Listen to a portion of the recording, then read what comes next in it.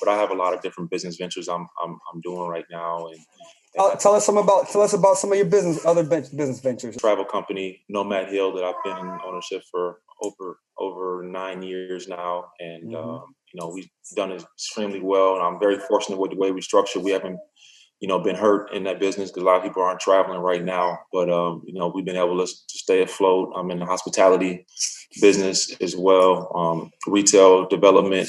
I'm also investor in many different companies, through the venture space. So, I stay very active. I'm always reading and trying to acquire knowledge, going to seminars and doing briefings and going back to school. I'm always trying to reinvent myself because, when you become stagnant, you lose your creativity. So I always try to, get better and improve in any walk I can. How much of that information are you passing along to like the younger guys? The younger guys come in, they think it's about spending money and, whatever, Instagram and Twitter and spending money on cars. But like I said, you have that background now. You've made money off the field and you have to kind of give that blueprint to some of these, guys coming in. So how's that been for you? Well, or you can be like Oprah, just be greedy and just keep all the money to yourself. Oprah's not greedy at all, actually. Just kidding. That's what Hat said. Hat said she was greedy. No, that's not the case. I'm telling you what Hat said. You want me to send you the text? I ain't never gonna do a crime with you, T. I send you the text.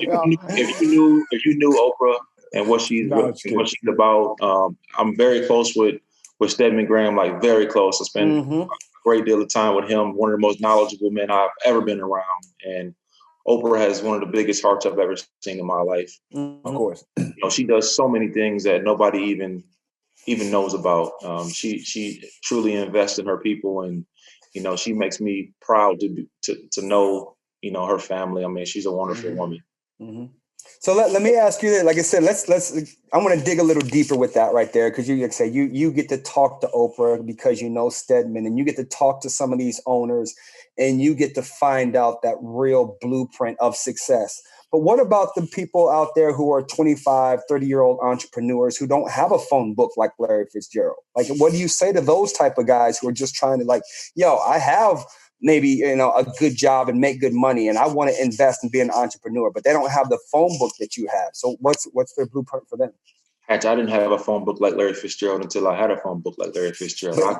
You knew me. You knew me. So you was good. I understood that you have to cultivate relationships. And every single really, really good friend I have that helps me understand business, they've been unbelievably receptive, which tells me that if you go to them seeking knowledge and understanding, you're willing to work. If they give you a project, I want you to go do this. I want you to read this book. I want you to do this. If they're giving you tasks to improve and make you better, it's no different than a coach telling me, Fitz, you want to run this curl route better? You need to run this route 1,000 times. You need to get the footwork perfectly right. If you get inside leverage, outside leverage, this is the way you do it. And if they continue to give me these tidbits, I go out and I perfect the craft.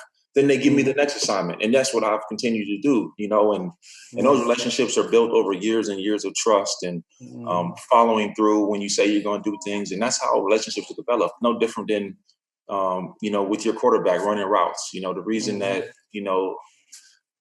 T was out there making them plays with Jeff Garcia is because they spent hundreds of hours, literally running routes and getting that continuity. That's the same approach as businessmen. They do the same thing.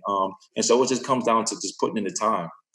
Yeah, I get that. And like I said, you have the question earlier about the young guys. And I think it's important for me, because I'm in a different place in my life at 36, going into my 17th year than Christian Kirk or a Kyler Murray or a young guy. I don't necessarily think those guys should be as focused on entrepreneurship you're right. They focus on ball. This is what butters your toast. Football is what should be most important to you. When you get that second contract, you still focus on football, but now you have the financial security now to start investing in yourself to be able to create those opportunities once football is done. I was singularly focused when I got in the league at 20 years old. I didn't care about anything else but, being productive and, achieving the individual goals that I had set for myself. I was, unbelievably intrinsically motivated to do that. And then as I got older, I realized that it was much bigger than me. It wasn't about me going out and get 150 yards and 2 touchdowns every week. That's great. But is that equating to us winning ball games? Not all the time. And so do I need to be a better blocker? Absolutely. Would that create more opportunities for me in the passing game? Yes. Just so once you understand holistically, conceptually what your team is trying to do, I think it gives you a better understanding of what you need to improve on across all levels.